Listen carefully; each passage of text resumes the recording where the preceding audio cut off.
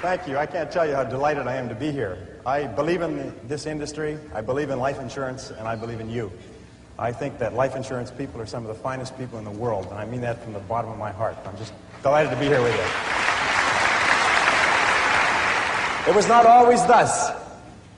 Many years ago, I had different ideas about life insurance when I was younger and foolish. And about 7 years ago, a friend of mine took me out for lunch and introduced me to a life insurance agent who is here in the audience today. And he asked me a few questions, and I gave him a few answers, and he called me up a few days later. He said, why don't we get together for lunch again? So I thought that was pretty good. I could use a free lunch at that particular time of my life. So he took me out for lunch, and we had lunch, and then he took out his folder, and he had prepared a proposal for me, and he said, based on everything that you've told me, I think that what you need is $1 million worth of life insurance. My heart almost stopped. Look, I said, if it's the lunch that's the problem, I'll pay for the lunch. I said, look, I got $100,000 worth of life insurance. If something happens to me, the house is paid off, my wife and my children have the house free and clear. Well, he explained to me that that's not a sufficient answer, that they're going to have to go to school, and they're going to have to eat, and things like that. I said, yeah. I said, look, I'm not going to gamble against myself. I'm not going to, pay money to bet against myself surviving. So he explained that away, and I gave him every objection that you could imagine. I don't care how many objections you've heard, I gave them all to him. And he answered them all, just sort of like a boxer, just going boom, boom, boom. Well, finally, I was still determined I wasn't going to buy it. I said, okay, you've answered every question, but tell me, give me one reason why I should buy $1 million life insurance policy. And this is what he did. He folded up his stuff, he put it aside, folded his arms, and he leaned across the table, and he said, Brian, he said, you're simply too important a person to have anything less than $1 million in life insurance. Well, I looked at him, and he looked at me, and the thing was, he meant it. I asked him last night, as a matter of fact, and he assured me, yes, he did mean it. And I couldn't argue with him. What was I going to say? No, I'm really quite insignificant and unimportant. And so I said, well, can you make monthly payments? And he said, yes. So I took the insurance. Now, that's not the important thing. The important thing is that after I'd bought the policy, and I never regretted it for a second, no buyer's remorse, something happened to me. And I pass this on to you because I think that you should all sell $1 million policies. Because when I walked away with that policy, I felt like $1 million person. My self-image... You know that your outer life reflects your inner life. We all know that. My self-image changed. Instead of being a struggling business person with family responsibilities and too many bills and not enough money, I was $1 million person. When I signed a loan application, and I signed quite a few, I could put down there, insurance, $1 million. I started to think about that. If something happened to me, my family could live in style for life. I didn't think that I was worth more dead than alive, but I felt like $1 million person. And you know something? Over the years, the inner became the outer. And now I'm a $1 million person on the outside as well as on the inside, and I'm sure that being sold that $1 million policy had something to do with it. So don't sell it for yourself, sell it for the person. Because there's nothing better than to have $1 million policy and to walk around knowing you're $1 million person. Now, 3 years later, Gordon came back to me and sold me another $1 million worth of insurance. This time, permanent life. It's getting harder. But I want to tell you how much I believe in this industry. Last night, I just paid the deposit check for $2 million more of life insurance. I think it's an opportunity. You wait. I believe in life insurance. Anyway, did you ever stop and ask yourself, why is it that some people are more successful than others? Why is it that some people make more money, live longer, have better relationships, while the great mass of men, as Thoreau said, live lives of quiet desperation? When I was 15, I set out on a lifelong journey to find the answer to that question. Why are some people more successful than others? You see, when I was growing up, my family never seemed to have enough money. My parents grew up during the Depression, and I heard the same things over and over again throughout my childhood. We can't afford it. We can't afford it. We can't afford it. I don't know if you heard that when you were growing up. It seemed to be the national anthem. I was not a great student. I passed out of high school when I was 18. I say passed out because, rather than graduated, because that's what happened. I passed out in the half of the class that made the top half possible. The person in front of me, and there's a lot of people out here in the same half. The person in front of me on the stage and the person in back of me received diplomas, and I got a leaving certificate. When you open it up, it says, goodbye. And that's what they meant, goodbye, don't ever come back. Anyway, since then I've traveled and worked in more than 80 countries on 6 continents. I've sailed on all the great oceans. I've been around the world 2 or 3 times. I became fluent in French, German, and Spanish. as well as learning to get along in several other languages. When you need to eat, you learn. Anyway, I started off as poor as I could be, searching for the secrets of success. And over the years, I've read and studied for over 30,000 hours in business, economics, psychology, philosophy, religion, metaphysics, and history to find the secrets of success. And I'm happy to say that I eventually found the answers I was looking for. Today, I live in a $1 million house on a golf course in Southern California, and I have business interests in 9 countries. Today, I know and I've proven that success in any field, including this field, is as predictable as the sun rising in the east and setting in the west. And my purpose in speaking with you today is to share with you some of the most important things I've ever learned. However, as Aristotle once said, you can't teach a person something that they don't already know. You're already high achievers and great successes in your careers. You're already the cream of your profession. So many of you already know what we're going to talk about, and the rest of you will recognize these principles as soon as you hear them. About 5 years ago, I met a wise and wealthy man who had spent his entire life studying success. And he'd reached a clear conclusion concerning the reason for success in life and especially in business. He's dead now, but I'll never forget what he told me, because I immediately recognized that he put the finger on my reason for success and yours, as we'll talk about in a minute. He said the key to success was to set a goal and then to stay with it until you achieve success in at least one important thing. He said that your subconscious mind will then accept that success experience and store it as a pattern, like a template. And then from then on, your subconscious will drive you and direct you and guide you to repeat the pattern of success in other things that you attempt. Another way of saying it is that nothing succeeds like success. Psychologists have demonstrated that achievement brings you a natural high. Once you've experienced your first great success, then not only are you unconsciously programmed to repeat it, but nothing else will ever give you the same wonderful sense of satisfaction. And all high achievers know that. Anyway, I learned the truth of this idea many years ago when I first started traveling. I spent 8 years traveling around the world. And in many ways, a trip or a journey is a metaphor for life. My first big trip was that, and much, much more. It had such an enormous impact on me that I've never really gotten over it. My whole life has been different as a result of what I call the Sahara crossing. Let me tell you about it. When I was 18, 3 friends and I decided we'd go off and see the world. We were well out of high school, and we were laboring in sawmills on the West Coast. This is in 1963, and a lot of our friends were heading for Europe to travel around with backpacks. So we decided to do something different. Nobody else was going to Africa, so we decided we'd go to Africa. Of course, it never occurred to us to ask why it was that no one else was going to Africa. And that was our first mistake. After working and saving for a year, the 4 of us piled into an old 1946 Chevy and drove out of Vancouver, bound for Montreal, via Toronto. Actually, we just passed a couple of blocks from here on our way on that trip. It was late at night when we left. It was pouring rain. We were all 20 years old, and we were off to see the world. Anyway, I learned later that almost every great venture begins with an act of faith, like driving into the dark, into the unknown. In a way, nature protects us by shielding us from knowledge of the difficulties and obstacles that lie ahead. Because if we really knew all the problems we would face, the setbacks, the suffering, the temporary failure, and the disappointments, many of us would hesitate about ever even starting out at all. And our plan was to drive across country to Montreal, get jobs on ships to work our way across the Atlantic, and then head south across Europe to Africa. Pretty basic plan. However, as it happened in Montreal, one of the guys decided to give up and go home, and so he left us. Well, that left 3. The other 2, after one day, I still remember that, after one day of looking for work on the waterfront, decided to quit. Decided to quit trying and to spend their limited savings to pay their way across the Atlantic, rather than to work their way. I tried to talk them out of it. I told them that quitting is a habit.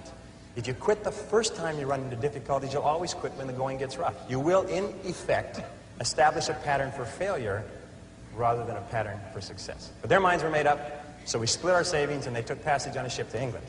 I worked on a construction site in Montreal, hauling heavy things for the entire winter, and then I got a job on a Norwegian freighter out of Halifax in late February and arrived in England in mid-April. As I had predicted, my friends had quit and stayed in England working at odd jobs. However, we soon made up, good buddies again, and once more we headed for Africa. At this time, all we had was an 8.5 by 11-inch page about this size that had Europe and Africa all on the same map, on the same page. And it seemed to be a very simple thing to go from London, which was up here, to Johannesburg, which was down here. And it's just one page. And I mean, we sort of drew a straight line, and we thought, well, oh yes, there was a little orange part right across sort of a band right through the middle there called the Sahara Desert. But we thought, well, we'd just whip over that and get down to the green part on the map. There's no problem. Without a word of a lie, this is true. We didn't stop to think that the total distance was about 8,000 miles. See, we were big picture people. We didn't let ourselves get bogged down with details. We were young and we hadn't learned that it's the details that get you every single time. So we took a train down to London. There we bought bicycles. See, we'd never heard of anyone riding from London to Johannesburg on bicycles, so we decided that we would do it first and become famous. That was another mistake. We soon learned that when you ride bicycles across France in the springtime, you find that the hills are all uphill and the wind is always in your face. So likewise, I found that when you embark on any new venture, you often find the same thing. Everything seems to go wrong, usually at the worst possible time and in the worst possible and most expensive way, like starting a new business or a new career. Anyway, after 2 weeks of grinding along on bicycles, uphill the whole way, which seems like a geographical impossibility, but it's true, we said, the heck with this. We loaded the bikes on a train and we rode across France and Spain to Gibraltar. There we sold the bicycles and bought a Land Rover with our last dollar. We had definitely learned why no one had ever crossed Africa on bicycles. It was darn near impossible to cross France on bicycles. Europe on bicycles. Anyway, so now we had a little problem. We were out of money. We'd exhausted our meager finances buying the Land Rover, and we didn't have enough money for fuel and equipment. So we all sat down. We considered ourselves great writers at that time. We all sat down and wrote letters to everybody that we knew, pleading for money, telling them how desperate our situation was. Sitting here looking across the Straits of Gibraltar to Africa. All we needed was just a little bit of money to get us over there. Anyway, eventually we got a little bit of money here and a little bit of money there, and then we got one big score. I'll never forget this. An uncle of Jeff's that he'd only seen once in his life sent us 100 pounds. 100 pounds at that time was $300, worth more than $1,000 today. And we were ecstatic. We were saved. So this is another lesson. Nobody ever makes it on their own. One of the great lessons of life. We all need help from others to get over the rough spots on the journey of life.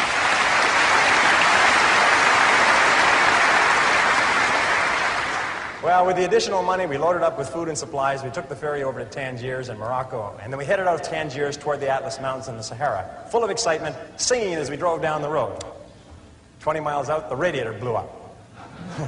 The Land Rover had never been driven on the open road. It had spent its whole working life tooling around the narrow streets of Gibraltar, and once on the open road, it began to fall apart. The radiator was just the beginning. Over the next 10 days, the steering rods bent and threw the front wheels out of alignment, so the tires blew one by one. We had trouble with the carburetor and the ignition system. We were so poorly equipped, if you can believe it, we didn't even have a jack or a lug wrench. When we got a flat tire, and we got lots of flat tires, we had to sit by the side of the road patiently, sometimes for hours, until somebody came along with the proper tools to help us change the tire. But we pressed on anyway. As we drove deeper into Morocco and over the Atlas Mountains and onto the Sahara Escarpment, we entered into a world that had changed very little in 1,000 years. There were long, long stretches of barren country roads and an occasional oasis surrounded by primitive farms, which was irrigated from wells and underground rivers. And that began an experience that I still remember quite clearly, and I think you'll be able to relate to this. By this time, I was speaking French fairly well. We could converse with the natives in the occasional small towns that we passed through. And in one town, early in our slow, halting trek across Morocco, someone asked us where we were headed. And we told them that we were going across the Sahara and into Africa. And he said, "Oh, no." He said, "You can't do that." He said, "You'll die in the desert." Well, I looked up my dictionary quickly because I didn't understand the expression. Vous allez mourir dans le brousse. Vous allez mourir dans le brousse. Okay? You will die in the desert. We then began to hear this on a regular basis everywhere we went. We'd stop in a small town, and people would bring their friends up to us and introduce us as the young men who were going off to die in the desert. Well, they seemed quite cheerful about it, but after a while, we found it kind of irritating. I mean, and by the way, these were not your average Arabs. These were Bedouin and Tuareg. These were desert people, members of tribes that lived in the Sahara for 1,000 years. I mean, they were in a position to know what they were talking about. And I learned a valuable lesson from this. I learned then, and for the rest of your life, whenever you try to do something out of the ordinary, people will line up to tell you that you can't do it, why you can't do it, that you'll lose your time, you'll lose your money, that you will, in effect, die in the desert. Even people who should know better will try to discourage you. To achieve anything greater worthwhile, you must train yourself to rise above these people, ignoring them and pressing on towards your goal regardless.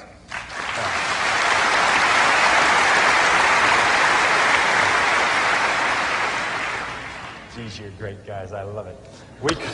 We crossed from Morocco into Algeria and drove south to the town of Adrar on the edge of the Sahara. By this time, our vehicle was falling apart.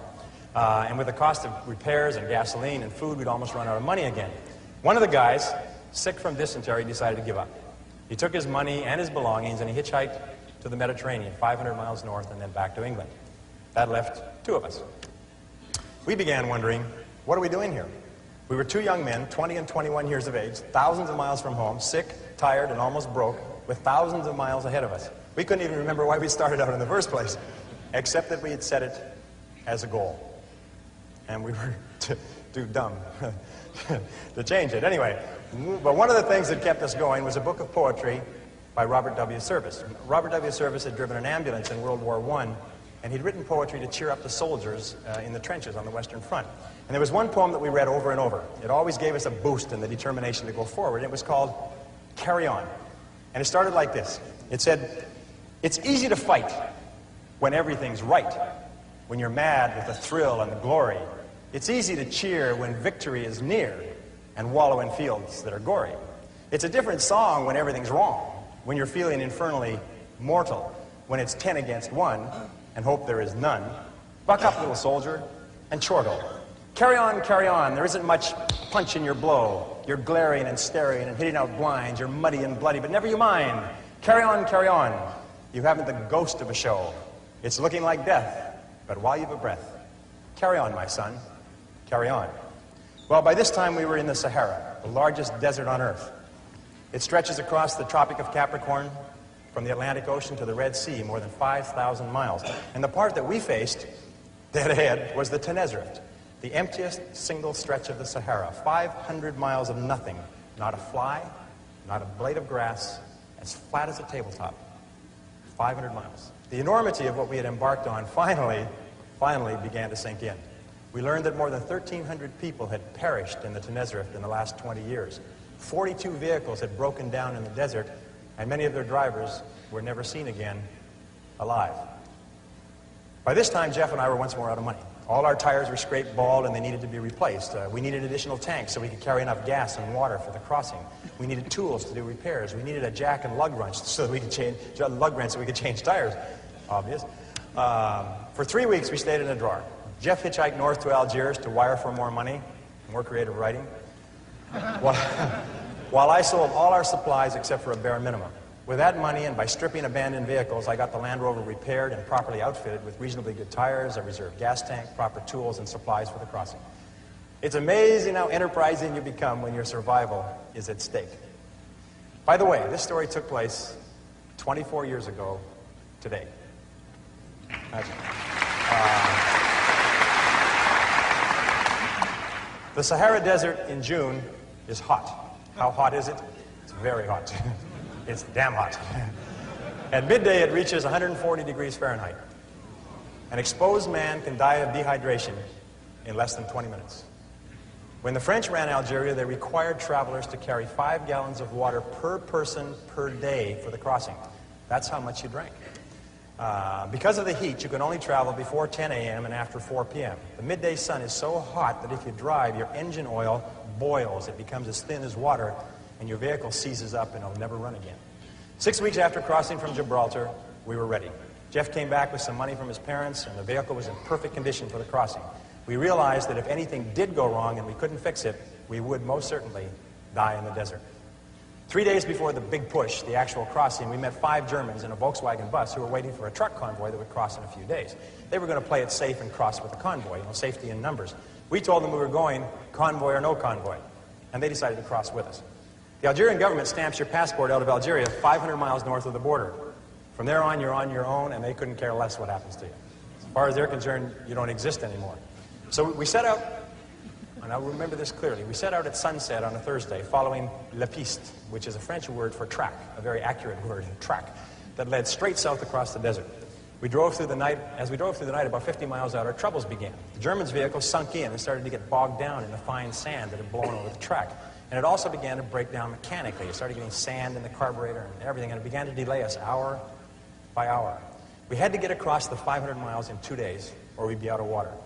So we pressed on as fast as we could. But over and over, the German vehicle got stuck, and we had to stop and drag it out with our 4-wheel drive Land Rover, losing time and using precious fuel. Jeff and I took turns driving the Land Rover while the German vehicle drove parallel with us across the flat wasteland. And we kept ourselves motivated by quoting the poem, Carry On, back and forth to each other. And the next verse goes like this. And so in the strife of the battle of life, it's easy to fight when you're winning. It's easy to slave and starve and be brave when the dawn of success is beginning. But the man who can meet despair and defeat with a cheer, there's the man of God's choosing. The man who can fight to heaven's own height is the man who can fight when he's losing. Carry on, things never were looming so black. But show that you haven't a cowardly streak. And though you're unlucky, you never are weak. Carry on, brace up for another attack. It's looking like hell, but you never can tell. Carry on, old man. Carry on. By morning,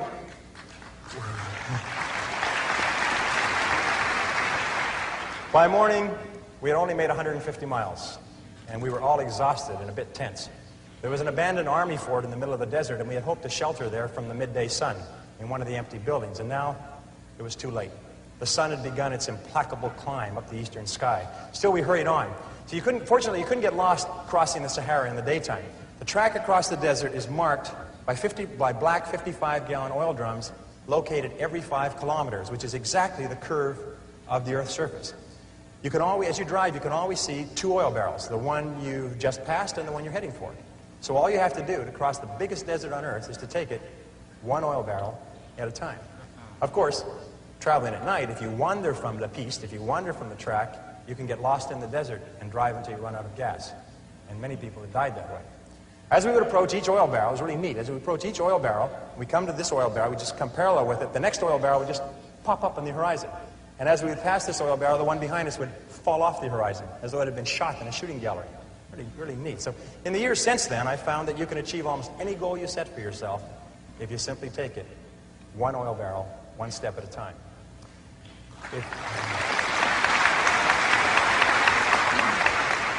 If you go as far as you can see, you will then see far enough to go further.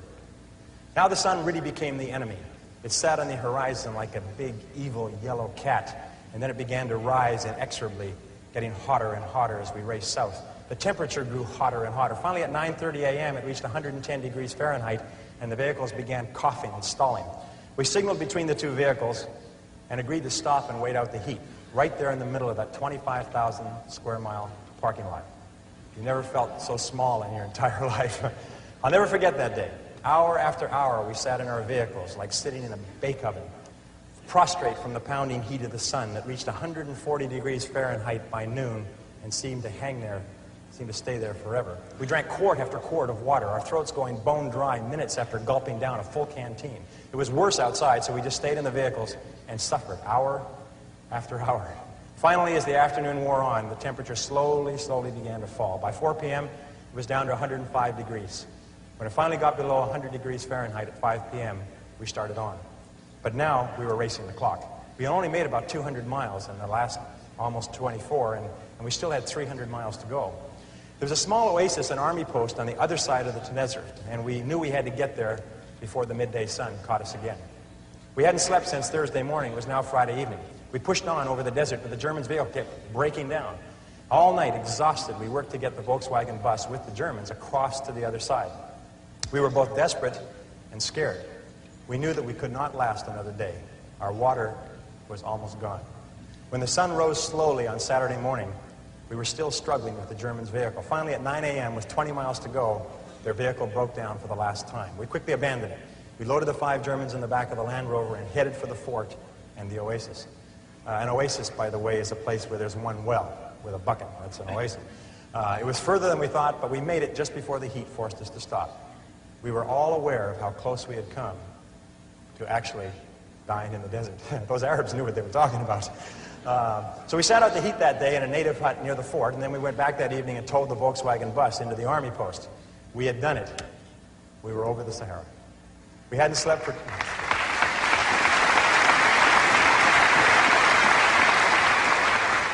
We hadn't slept for 2.5 days, but we had made it. Now, I won't go into the details of what happened on the rest of our trip across Africa, except to say that we did finally get to Johannesburg 2 or 3 months later.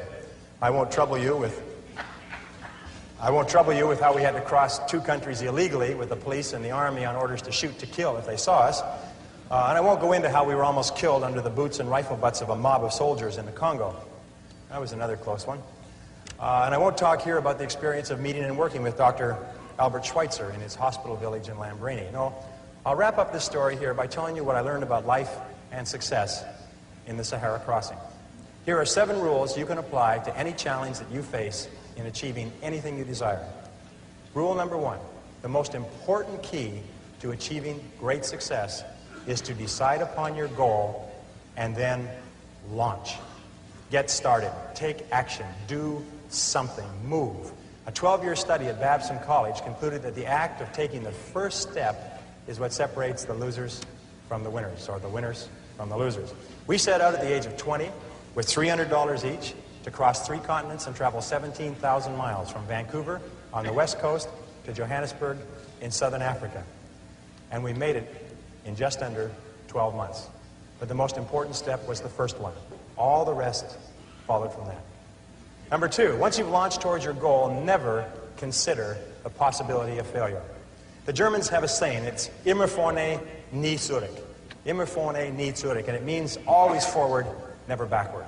Always forward, never backward. Never consider the possibility of failure. Every person here is here because they refused to quit when the going got rough. Your ability to persist in the face of setbacks and disappointments is vital to all great achievement, and it's always a decision that you make. It's not the external environment, it's always the internal environment. Number 3, the biggest goal in the world can be accomplished if you just take it 1 oil barrel at a time. Thomas Carlyle once wrote that our great business is not to see what lies dimly at a distance, but to do what lies clearly at hand. The only time you will ever have is now. If you live every day, every hour, the best you can, the rest will take care of itself. As the Bible says, sufficient unto the day are the cares thereof. Number 4, watch out for the naysayers. The negative people around you are always telling you that you'll die in the desert.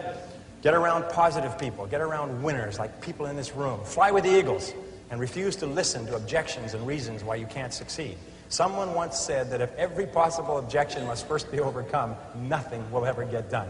And truer words were never spoken. Number 5, welcome obstacles and difficulties as valuable and inevitable steps on the ladder of success. Remember that difficulties come not to obstruct, but to instruct. Difficulties come not to obstruct, but to instruct. Our trip to Africa was one problem after another. We ran out of money over and over. We strained every muscle of our bodies trying to ride bicycles across France and Spain. Our Land Rover broke down again and again. We suffered from dysentery and heat stroke and exhaustion. But when it was time, we were ready for the Sahara crossing. In retrospect, we saw clearly that without the lessons that we had learned from our mistakes, we would have surely died in the desert. And when you look back on any achievement, you will find it was preceded by many difficulties and many lessons. They are the price that you pay for your success, and no success is possible without them. Number 6, be clear about your goal, but be flexible about the process of achieving it. Be willing to change, to try something new. Keep your mind open and fluid and flexible. Be willing to accept feedback from your environment and correct your course. This is a key quality of peak performers. They're not rigid, they're flexible. Remember, it's not what you have, but what you do with what you have that separates winners from losers. It's not what happens to you, but how you respond to what happens to you that counts. In the final analysis, your response to the adversity of life is the real measure of who you are and what you're made of. The Greek philosopher Epictetus once said that circumstances do not make the man or woman, they merely reveal him to himself. When you find out who you really are when you face adversity. And remember, number 7, the last rule is, nobody does it alone. At every step on our journey across Africa, people helped us with advice and with food and with assistance and with money, but especially with warmth and with kindness and with generosity. When life is over, it will be the people that we lived and laughed and loved with that we remember more than anything else. So don't be afraid to ask for help from others. It's a mark of strength and courage and character. And don't be reluctant to give of yourself to others generously. It's the mark of caring and compassion and personal greatness. The reason the Sahara story was so relevant for me was that because after the Sahara, I never felt that there was anything I couldn't do. I felt programmed for success for life, although it took me many years to understand it. And the reason why this story may be of interest to you is because I believe that everyone has a Sahara to cross, perhaps more than one. Many of you are crossing your own Saharas right now. Everyone eventually goes through periods of great difficulty, their own private hells, their dark nights of the soul. But it is by facing whatever life gives us with courage and determination that we grow more surely toward the stars. Let me leave you with the last verse of Carry On. There are some who drift out in the deserts of doubt, and some who in negativity wallow. There are others I know who in piety go because of a heaven to follow. But to labor with zest and to give of your best for the sweetness and joy of the giving, to help folks along with a hand and a song, why there's the real sunshine of living. Carry on, fight the good fight and true. There's big work to do. Believe in your mission, greet life with a cheer. There's big work to do, and that's why you're here. Carry on, let the world be the better for you. So at last when you die, let this be your cry. Carry on, my soul, carry on. Ladies and gentlemen,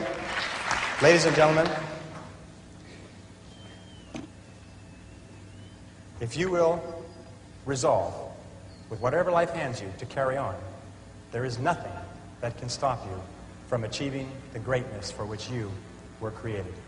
Thank you. Here.